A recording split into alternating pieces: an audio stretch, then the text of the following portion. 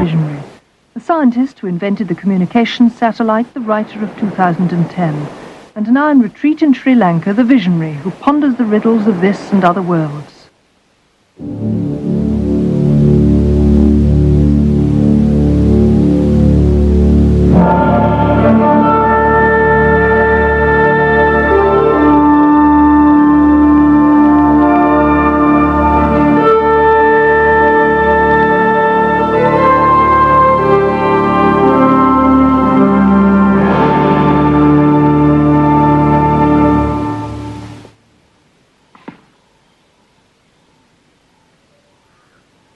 A few years ago, the people who live in this house reported an extraordinary series of events. Household objects moved around, and one observer saw a loaf of bread rise slowly in the air and hurtle across the room. Naturally, the family was scared and had no idea what was going on. But to any student of the paranormal, this spelt poltergeist. Poltergeist is a German word which means noisy spirit, but that's very much of an understatement. Poltergeists are the original things that go bump in the night. When there's a poltergeist in the house, there are strange bangings and crashings, furniture moves around, stones fall out of the blue, machinery goes haywire, all without any apparent physical cause. No wonder that, for centuries, poltergeists have spread alarm and controversy throughout the world. Thornton Road, Birmingham. It's not the quiet suburban neighbourhood it seems. 5 of these houses are under siege. Night after night, rocks rain down on them. The bizarre bombardment has lasted more than 6 years. Glass in every window has been shattered, forcing the residents to erect barricades to protect their homes.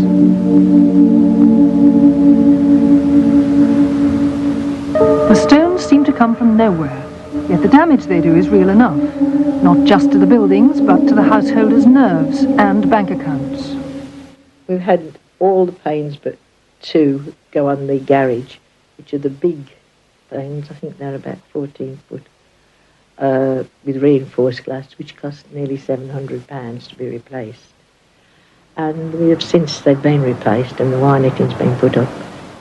We've had another 4 panes go now. Most of the windows on the veranda have been broken. Over £500 worth has been put in there. Various other windows have been cracked, and we have now wired all those windows and have been wired for nearly 12 months. Birmingham's police confess they're stumped. In charge, Chief Inspector Len Turley. When I first came here some 12 months ago, I thought at that stage that I would put 2 policemen on it and it would be finished in a couple of days. That has proven to be totally wrong. The case has all the hallmarks of a poltergeist outbreak. Its eeriest feature is the way the rocks seem to come out of the blue. In vain, the police have combed the gardens for vandals. No human being seems to be throwing the stones. Yet the stakeout goes on in Thornton Road, night after night. At this stage, we've probably wasted somewhere in the region of 3,500 man-hours in observations and inquiries in the Thornton Road area. The backs of these 4 houses in Thornton Road are virtually a battleground. And clues are hard to come by. This is a selection of the stones. This one is about average size. As you can see, it is quite a hefty stone. It's a pebble. It looks as if it's come from a seashore, but it hasn't. The gardens of these houses in this area are all have these pebbles in them. The interesting thing about this and all the others that we've had is every one appears to have been washed or scrubbed. None of them contain any dirt at all. We have had police officers lying, standing, hiding themselves from 6 p.m. in the evening until 2 and 3 o'clock in the morning in all kinds of weather. They have been on top of roofs of adjoining properties, and in all these occasions, the only thing we can say is at certain times, police officers have heard what they say appear to be stones striking the roof or the back of houses. In none of the occasions when we've been doing observations have we seen anybody. It's as though somebody's watching you, actually going up into a room and drawing the curtains, and you get stones come over as soon as you seem to appear at the window. It's uncanny, really, because it's just as though somebody's focused on you all the time. I don't really know what's going on down here. This has been going on for a period of 18 months, and we haven't got a clue who's doing it at all. Already this year we have arrested 1,997 criminals. We have solved, in the time we have doing this inquiry at Thornton Road, we have recorded and solved 5 murders, 2 of which have been extremely complicated, and the inquiry was very protracted. And we've used the same expertise on our stone throwings as we have on these other incidents, and we're still no farther forward with the stone throwings.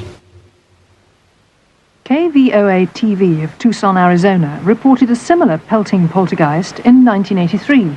Richard Birkbigler and his family are virtual hostages in their home. For 60 days, ever since they moved into this isolated area on Tucson's east side, they've been bombarded by rocks thrown by an unknown attacker from the deep brush surrounding the house. It goes on every night for the last 7 weeks, and the last 2 weeks for 9 weeks, and the last 2 weeks has been night and day.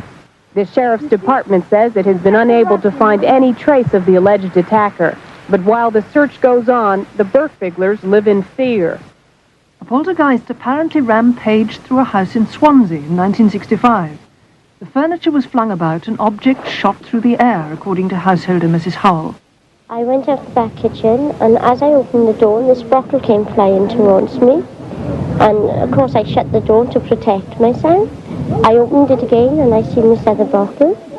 So I just picked up the children, and I ran out the house. As I ran out, my husband was coming down the street here, and he ran straight in the house, and by the time he got in there, all the place was turned upside down. It was terrible. The couch, the TV, everything just thrown in the middle of the room. I went upstairs, and when I got upstairs, the bedroom was all upside down. My little boy's cot was in underneath the bed. He would have been killed. And even the police, they had to break into the bedroom before they got there. They haven't got any explanation for it at all, because, as I said, it couldn't be nothing human, because how could it get out of the front bedroom down to the kitchen when the police had to break in? A poltergeist was apparently photographed in action in Thérèse Acosta's kitchen in France in 1955. And a poltergeist was blamed for ransacking a house in Abbott Road, Bournemouth in 1981. Food and wrecked furniture were strewn everywhere. Romanian teenager Eleonora Zugun claimed she was attacked by a poltergeist that bit and scratched. Inflamed wheals apparently swelled up on her body before the eyes of investigators in the 1920s. 50 years later, reports of a factory poltergeist caused mayhem in Manchester. The work here at night has to stop. And quite simply, the trouble is that the men are far too scared to be in these warehouses during those night hours. The funny thing is, the steel object, weighing maybe a pound, flies at an aluminium panel, and there's never a dent, never a scratch. A force of energy. It's like willing a piece of metal or something from one point to another. It just seems to lift itself and fly. From this pub in Barnsley, Yorkshire, came tales of a playful poltergeist. In 1965, Michael Collindridge was in bed with tonsillitis. He'd been given a walking stick to rap for attention. One day, he swore it took off and waltzed round the room. To the press, the dancing stick was a psychic wonder, and Michael will never forget how the astonishing antics began. Suddenly I was aware that the stick was moving along the top of the bed. It sounds quite incredible, but the top of the stick was just moving backwards and forwards. The Cranberries regulars still muse on the mystery. You actually went up the wall and operated like a pendulum, left and right, you know. You still go backwards and forwards on top of the bed. And then he'd come up and stand on top of the bed. and he used to tap on top of safe, and he used to play tunes. And different people went up and asked it to play different tunes. And the tunes were recognisable. The one that I noticed was Jingle Bells.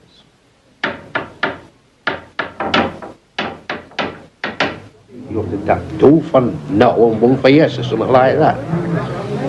So I asked it, and they were all asking it questions, they were tapping, so I says to it, I says, what's his favourite going to win first race tomorrow, like, you know?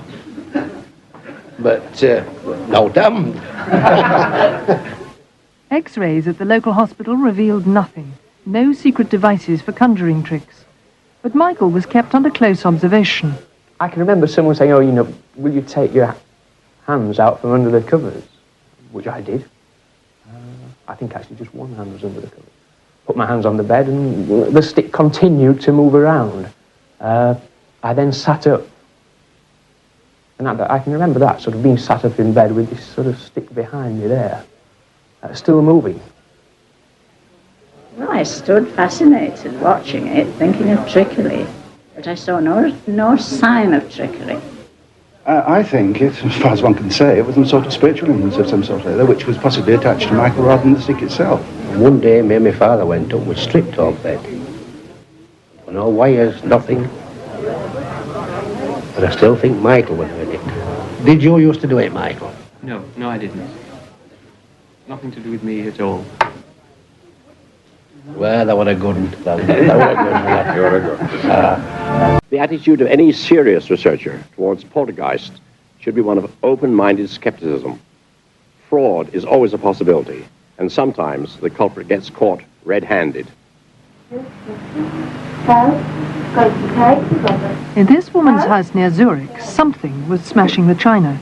She called in researchers who left their video camera running, unknown to her 10-year-old daughter.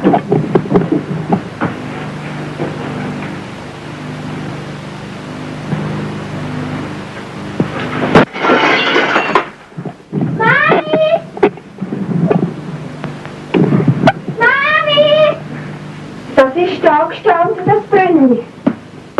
Sag so, Brigitte. To the mother, it looked like the work of a poltergeist. And the case might never have been solved if the real culprit hadn't been captured on tape.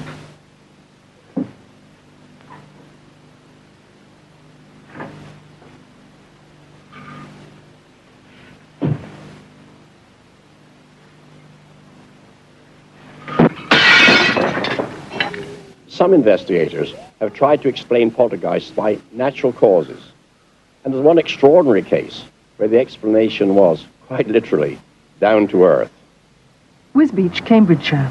In 1979, residents of the Mount Pleasant estate were alarmed by inexplicable bangings and rumblings, the terrifying trademarks of the poltergeist. There was that layer, they was making the glass vibrate in the house itself. After 2 or 3 days, it was getting quite bad. So much so, in fact, that you could feel the paving stones underneath your feet actually vibrating and scraping together. The manhole covers, you could hear them rattling, and in the house, you could actually see the ornaments on the mantelpiece moving. I have black brass plates and there's ornaments. We were sat there watching the telly and they started to shake at first, and then they just, one by one, started to fall off shelves and off of the wall, you know, and you thought, Craigie, whatever's going on here, you know, it just weren't natural. We didn't really know what it was. I mean, it could have been earthly spirits, if you like, something rearing up underground. We just didn't know what it was, you see. And if you don't know what something is, then it is unnerving, isn't it?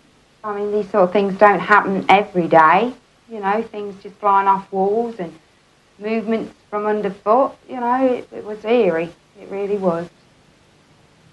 But the real cause was reassuringly unparanormal. An air relief valve had failed in the main sewer. Effectively, the air was trapped in the rising main and was, in fact, moving up and down the rising main, causing the tremors. This would be similar to a central heating system. Air gets trapped in, the pipes rattle. If you imagine that in pipes of this size, effectively you've got 10 or 20 times greater noise as well. and the pipe ran directly under the road where our houses were, and that was their explanation. It was just this sewage pipe. Elsewhere in Cambridgeshire, they've found poltergeists aren't always so easy to explain. A gentleman brought out a very plausible theory a number of years ago about geophysical forces underground hitting a house and making things shake, you see. Vibrations go up the wall, hat boxes are thrown off, tables are displaced, vases suddenly move, and people are sitting in this house and they don't realise that it's due to underground water running underneath, or disused drains, or seismic disturbance, or something of that nature. Geophysical forces. Tony Cornell is testing whether such forces can create effects that could be mistaken for poltergeists. Right, we'll just mount this up here. Down a bit, down a bit. Engineer Scott Steedman fixes a powerful vibrator to the wall to shake the house just like an earth tremor. Down a bit, down a bit. This whole house probably weighs about 100 tons. Yes. So that a normal earthquake, well, a good-sized earthquake that really would probably do some serious damage to this house, would put perhaps a 20 or 40 tons horizontally on this house. On the mantelpiece, household objects are carefully positioned, the sort of things that fly about during poltergeist outbreaks. So we can really shake the house properly. So if anything is going to happen, it's going to happen like this. Right, so shall I go upstairs and have a look? I think it's a good idea. Righto. Right, now if we come up the stairs here, you see the traditional wardrobe with a hat box has not been thrown off. The idea was that you've got a vibration up the wall and it threw the box off. Nothing's moved there. This hasn't moved, the cup hasn't moved. The plate, sorry, the tin tray balanced on one nail, which is very precarious. That hasn't moved at all. Nothing has come off.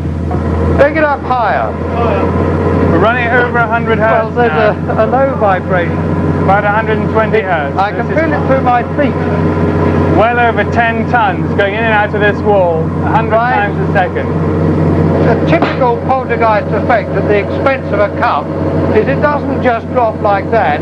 It flies, smashes, you see. But nothing. We're getting nothing like that at all. Tony, what can you feel up there? I can feel it through my feet, but there's nothing moving. Well, it is a local effect. I mean, it's very local in that wall. Yeah. Right, let's wind it up a bit faster. Yes, that's much. Only when the machine's really racing, virtually shaking the house to destruction, do things start to fly. Here we come. Hey! We'll get a nice... But the artificial earthquake has produced nothing remotely resembling the effects of a poltergeist. I think the geophysical theory, as pronounced several years ago, is dead as an explanation for poltergeist. That's my view. I've always been fascinated by poltergeist stories. Almost against my will, I've been compelled to take them seriously because they show certain recurrent features. Often, but not always, there's a disturbed adolescent somewhere in the background. Now, as all parents know, adolescents can raise plenty of hell without paranormal aid. Nevertheless, this persistent feature over many centuries and in many cultures suggests that something strange may be going on. In the winter of 1967 in Rosenheim, southern Germany, chaos descended on a lawyer's office. Every piece of equipment suddenly went crazy. Herr Adam, the lawyer, and engineer Herr Brunner were caught up in the strange events. And they fell down. And there were glass splinters everywhere. And once I had a fluorescent light installed. Up there? And it rotated too. Even when it was on the floor, it rotated. It exploded once. Through there. Yes, then do you remember that painting, oil painting? Yes. Yes, she was sitting there, making photocopies.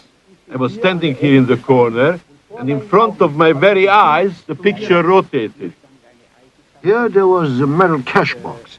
The drawer was like this, and the metal cash box flew out at a right angle to the wall. It clattered out. Hurled across the room. Oh, yes.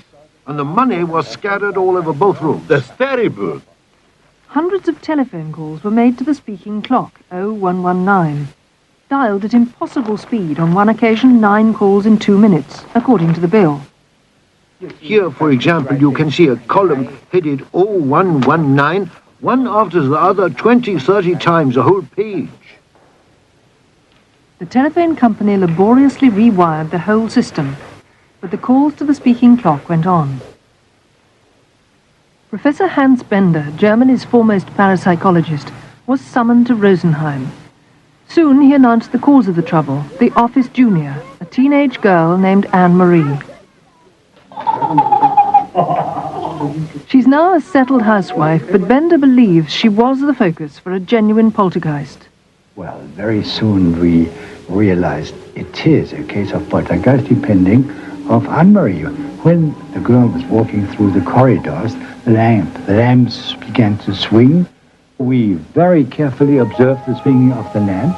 We did not notice the beginning, but the, amplitude was increasing without the presence of anyone. So there was a supply of force, and nothing happened when she was not present.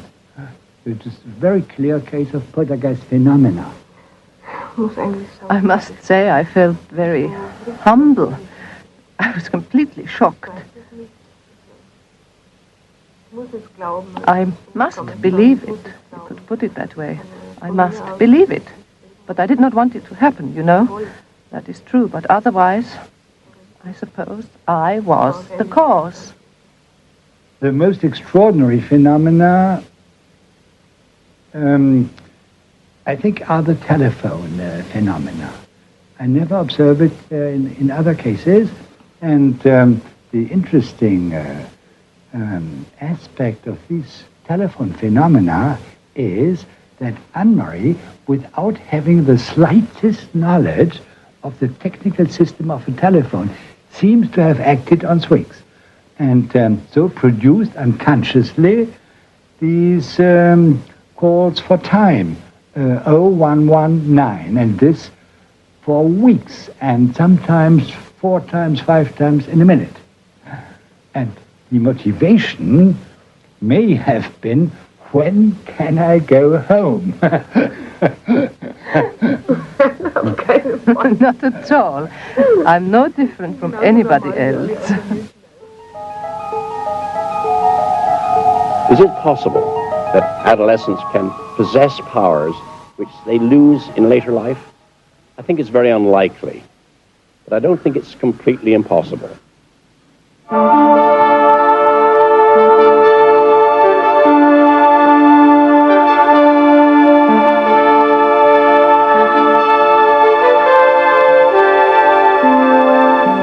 Is it superhuman or supernatural to be able to walk on hot coals and emerge unscathed? Arthur C. Clarke's back after the break, Walking on Fire.